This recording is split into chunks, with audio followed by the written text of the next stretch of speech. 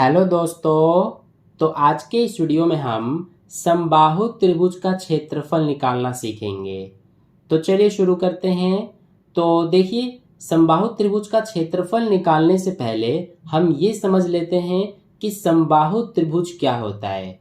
तो ऐसा त्रिभुज जिसकी तीनों भुजाएं बराबर बराबर हो उसे ही हम समबाहु त्रिभुज कहते हैं। जैसे यहाँ पर देखिए, ये हमने एक त्रिभुज लिया है जिसका नाम ABC है।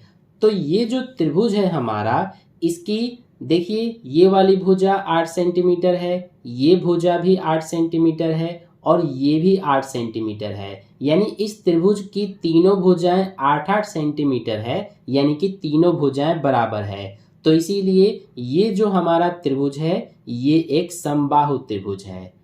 तो समबाहु त्रिभुज किसे कहते हैं ये आपको बहुत अच्छे समझ में आ गया है। अब हम समबाहु त्रिभुज का क्षेत्रफल निकालना सीखेंगे। तो सबसे पहले यहाँ पर हम लिख लेते हैं कि समबाहु त्रिभुज का क्षेत्रफल। तो देखिए, ये हमने लिख लिया है कि समबाहु त्रिभुज का क्षेत्रफल। अब समबाहु त्रिभुज का क्षेत्रफल निकालने के लिए हम एक फॉर्मूला यानी कि एक सूत्र का उपयोग करते हैं। वो सूत्र हमारा होता है √3/4, यानी कि ये रूट का निशान होता है जिसे हम वर्गमूल भी कहते हैं। तो वर्गमूल 3/4 और ब्रैकेट में होता है हमारा भुजा का स्क्वायर यानी कि भुजा का वर्ग। तो ये जो सूत्र है इसी से हम किसी भी समबाहु त्रिभुज का क्षेत्रफल निकालते हैं। ठीक है, ये सूत्र जो है इसे आपको याद रखना है। तो अब देखिए, हमें मान लीजिए ये जो त्रिभुज है, ये जो समबाहु त्रिभुज है, इसका क्षेत्रफल निकालना है। तो इसके लिए अब क्या करेंगे, सबसे पहले हम ये सूत्र लिखेंगे। अब इस सूत्र में हम मान रखेंगे। तो सबसे पहले यहाँ पर वर्गमूल 3 है, तो इसको हम उतारेंगे ऐसे का ऐसा। बटे में क्या है 4, तो इस 4 को लिखेंगे। अब ब्रैकेट में क्या है भुजा और फिर वर्ग है। तो भुजा का मतलब है कि जिस समबाहु त्रिभुज का क्षेत्रफल आप निकाल रहे हैं उसका भुजा क्या है। तो देखिए, हम इस समबाहु त्रिभुज का क्षेत्रफल निकाल रहे हैं, तो इसकी भुजा 8-8 सेंटीमीटर है। तो इसीलिए इस भुजा की जगह पर हम 1 बार 8 सेंटीमीटर लिख देंगे। फिर वर्ग है तो यहाँ पे वर्ग लगाएंगे। अब इसको सबसे पहले हम हल करेंगे।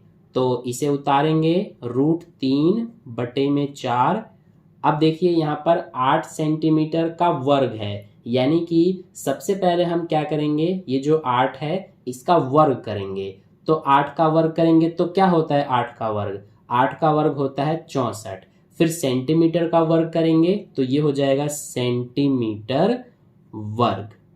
ठीक है, तो ये हो गया हमारा 64 सेंटीमीटर स्क्वायर यानी 64 वर्ग सेंटीमीटर। ये 8 सेंटीमीटर का वर्ग है। अब इसके बाद आगे देखिए, ये √3/4 को उतारेंगे। यहाँ से जब ये ब्रैकेट हटेगा, तो ब्रैकेट हटता है तो गुणा का निशान लगता है। तो अब हम इसको लिख देंगे यहाँ पर। अब इसके बाद यहाँ से अब देखिए, ये जो 64 है ये गुणा में है और ये 4 भाग में है। बटे का मतलब भाग होता है। तो ये 4 और 64 ये दोनों हमारे कट जाएंगे, क्योंकि दोनों 4 के पहाड़े में आते हैं। ये 4 के पहाड़े से एक बार में कटेगा, 4 एकम 4। ये 4 के पहाड़े से 16 बार में कटेगा, 16 चौक 64। यानी दोनों 4 के पहाड़े से हमने काट दिया। अब हमारे पास बच रहा है ये वर्गमूल 3 गुणा में 16 सेंटीमीटर स्क्वायर। तो वर्गमूल 3 और इस 16 का गुणा करेंगे। अब तो जब हम इस तरह से कोई गुणा होता है, यानी कि कोई संख्या अगर वर्गमूल में होती है और इस तरह से कोई एक नॉर्मल संख्या होती है, तो इनका गुणा कैसे किया जाता है, सबसे पहले इसको हम लिखते हैं नॉर्मल संख्या को, यानी कि 16 को लिखेंगे। फिर इसको लिखेंगे हम बाद में, यानी कि वर्गमूल 3।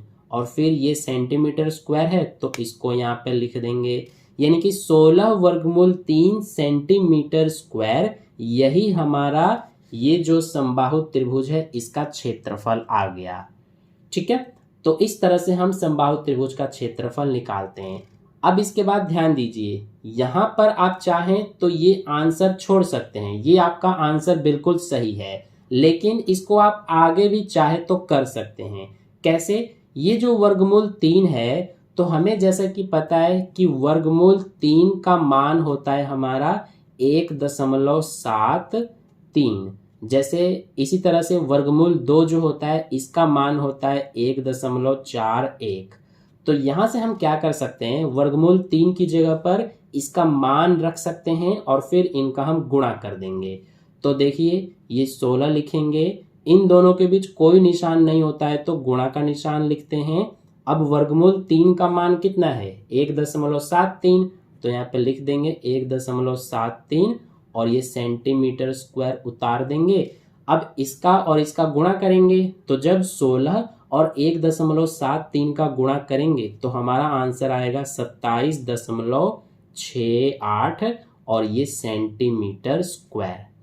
तो एक तो आपका आंसर ये हो सकता है और एक आपका आंसर ये हो सकता है। दोनों में से कोई भी आंसर आप लिख सकते हैं, दोनों ही बिल्कुल सही है।